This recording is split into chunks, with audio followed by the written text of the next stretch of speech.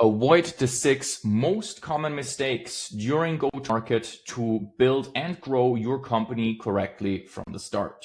Now, if that resonates with you, stick around for about 5 to 10 minutes, and I promise you, you're going to learn here something that will be quite substantial for your business.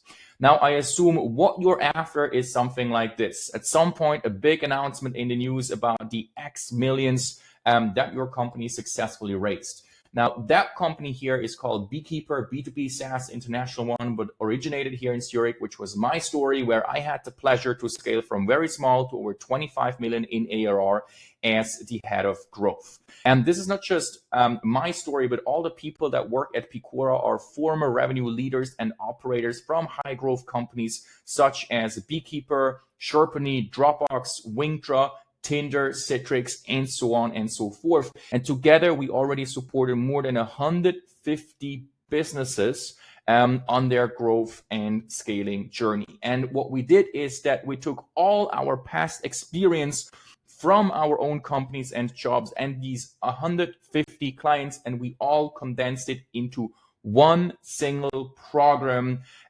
designed to help you do your go-to-market correctly from the beginning and be successful. And when I say you, what do I mean? Most typically, this is designed for a seed stage company, a company that has reached a certain degree of product market fit, has their first clients, and now really needs to boost their go-to-market and build up traction, right? So that's the aim. But sometimes this could also be already quite advanced pre-seed company, or it can be maybe a Series A company that was actually already quite successful from the very start, maybe served also a little trend, and now they reach, they realize they reached the limit of getting to the next level because they never built those go-to-market foundations. So all 3 cases can be the case. The overall goal is to design the go-to-market correctly so that you can actually grow the company successfully. Now, these 6 mistakes during go-to-market, they are over and over coming up again when we work with clients, okay? So assuming that you have product market fit or a certain degree of it, it's evolving over time, of course, and you do those things right, you're going to learn here today, then I guarantee you your company will be successful, right? If you don't make those mistakes, if you take all of that into consideration and you have a good product offering or whatever, then you're going to be successful. And let's just dive into number 1.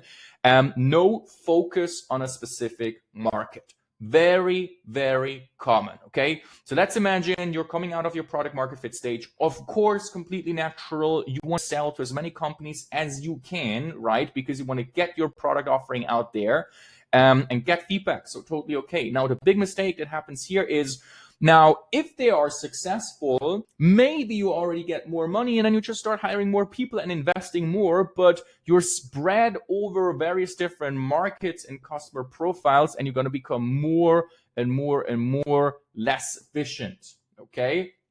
And that's the right feeling. The other case might be, maybe even if you create this chaos, you can somehow maintain it with more money, but at some point, more and more competitors are popping up, which only focus on a tiny part of what we do. And within a short amount of years, they're going to be better than you at doing this. Okay. Been there, done that. Believe me, very common case for the academics, Porter's 5 forcers, classical real life example. It's actually true, right? What the professor said is actually true. It happens. So how to resolve this? First of all, we need to identify your most attractive customer segment, okay? So out of all the options you have available, I mean, you maybe have already won clients, we need to take a look at the client base. We need to analyze what's the degree of product market fit you have within these client bases. We check the markets for urgency, market size, pricing potential, customer acquisition cost, all the stuff that is listed here, and we want to define a so-called beachhead market. So a beachhead market originates from military strategy, and it basically describes that if you take your limited resources and you spread them thin over a region, then you're going to lose. Your enemy or your enemies and competitors are going to beat you up because you're spread thin. So what you want to do is we're going to take these limited resources and we focus them on one beachhead. This is where you can have an impact. This is your niche where you can become something very special for someone very specific, right? Get a really solid foot on the ground. And it's going to make everything easier. It'll be way easier to define your unique value proposition. It's going to be way easier to write really nice, crisp messaging that actually makes your channels convert. And it's going to be way easier because your entire marketing, sales, and product team knows exactly for whom to optimize for. And you're going to feel that in different benefits. First of all, higher efficiency and impact within this region. You're going to have a way bigger reputation within this market because suddenly all the customers from region A and industry B know you, and you have so many testimonials from exactly this region and customer type. You're going to have a competitive advantage over everyone else because you're really niche. You're going to learn and adapt way faster because you know so much about this market. And at the end, it's going to be a way more cost-efficient playbook to scale, right? So we're going to have the beachhead. You invest everything into one. And then, of course, once this is achieved, we expand to the next one, okay? Could go on for hours here, but I think you got the principle. And then also then affects, of course, mistake number 2, wrong go-to-market approach. So many businesses, they scale and grow an unprofitable business, right? And don't get me wrong, as a young company, it's completely okay to do things manually and do things that are yet not profitable in the beginning, okay? But once you go into your go-to-market and you want to grow something, this is where it stops, okay? So what you see here is a so-called go-to-market matrix. On the x-axis, you see the different average annual contract values, like similar to deal sizes. And on the y-axis, the different go-to-market models. And you see here now there's only one green area to be in per deal size, okay? If you're below 10K, you want to be low touch, product-led growth, freemium free trial, hybrid sales. If you're between 10 and 100K, you want to be medium touch, remote web sales. Only then a sales team actually makes sense, right? And if you're above 100K, you're going to be high touch, account-based marketing, account-based sales, right? And guess what? If you did not define your beachhead and you have various different markets and clients, it could even be that they come with different deal sizes. And that actually means you would need to have different go-to-markets, and you just don't have the resources to pull that off, okay?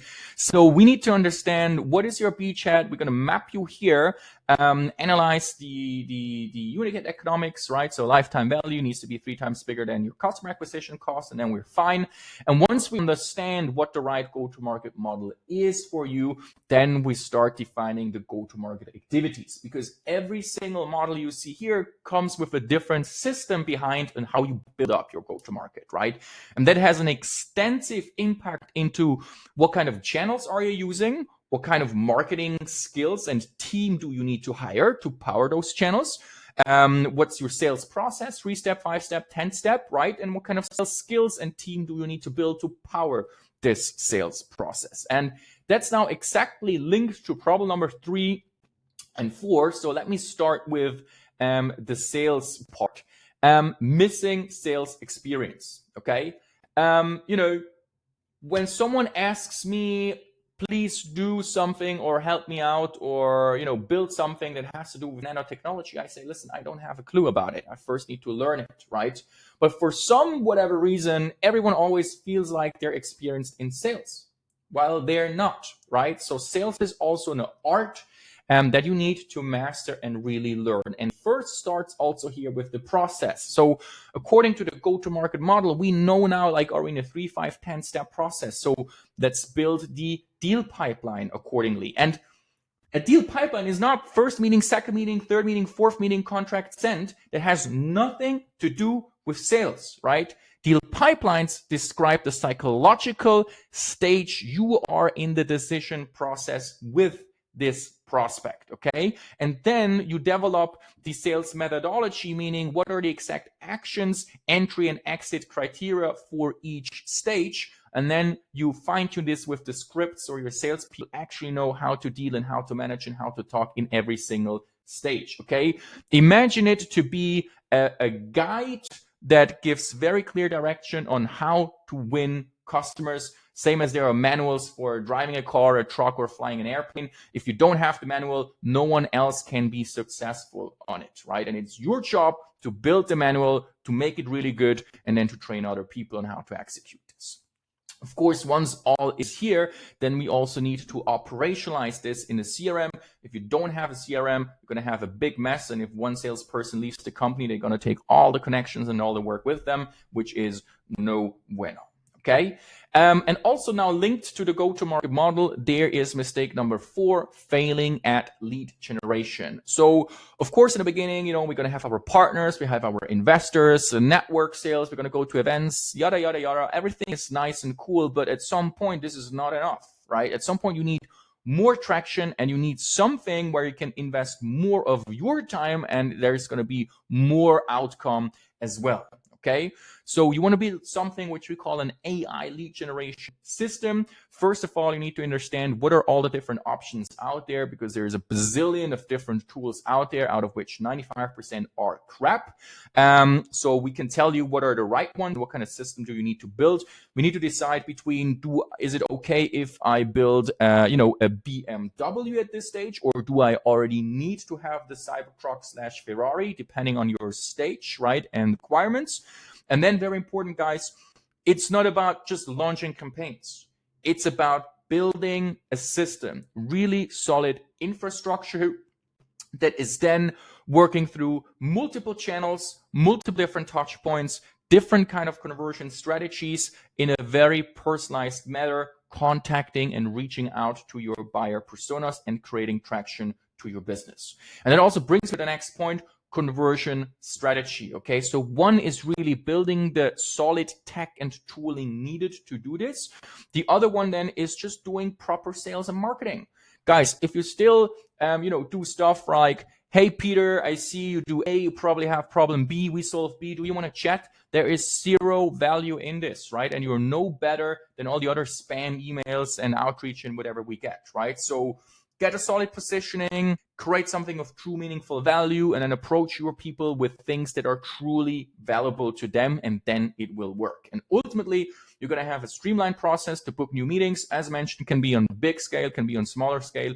That depends on your business. If you want to go completely berserk on this, no problem. We, Peakora, are the first enterprise partner of Clay, an amazing AI data enrichment tool. We're still the only one in the DACH region. We have an entire program for 6 months, which is only about AI lead generation.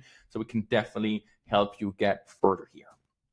So these were the 4 of the 6 most common mistakes. What's missing is then, of course, this one here, operational inefficiency. So this is building your CRM, right? So somewhere we need to, log and put the processes of all the things we defined. This is happening here in the CRM. There are only a few good ones to choose from. We can help you with that as well. We're also a certified HubSpot partner.